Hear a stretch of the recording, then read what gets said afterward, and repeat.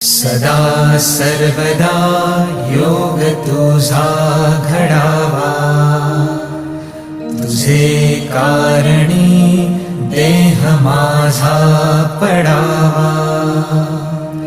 उपेशू नको गुणवंता अनंता, रघुनायका मागणे हेची आता.